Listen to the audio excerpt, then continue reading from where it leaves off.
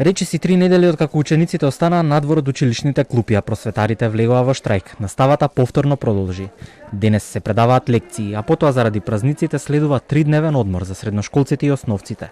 А диалогот помеѓу Министерството за образование и наука и СОНК исто така ќе почека да помине продолжениот викенд, пред тие да ги интензивираат разговорите и да бараат решение, сред езовриената состојба во образованието.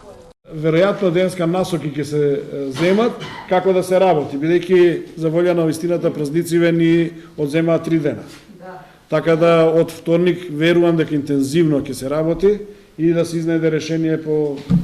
А викендов и понеделник нема работа? Не.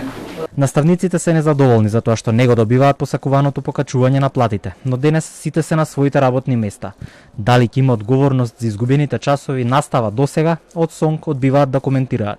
Ниту од МОН нема информации дали и кој ќе понесе одговорност за изгубените часови настава досега, со оглед на тоа што моделот со медијаторство и водење преговори, без децата да губат часови, можеше да се воспостави уште на почетокот кога се донесе одлуката за штрајк, а не по неколку недели изгубено време. Министерството за труд и социјална политика вчера назначи медијатор кој ќе посредува во разговорите. Дали можело да се назначи посредник и порано, нема одговорни од надлежните. Првичните обиди беа двете засегнати страни во случајов да се договорат како социјални партнери, без да се вклучи и медијатор. На денешната пресконференција председателот на СОНК Неделков го повика членството да не потпаѓа под провокации и да не верува на лажни вести. Вели дека штрајкот не е прекинат, туку е ставен во мирување во следните 10 дена. Повика да не се политизира синдикалното движење на просветарите, нешто што во јавноста е тема од почетокот на штрајкот.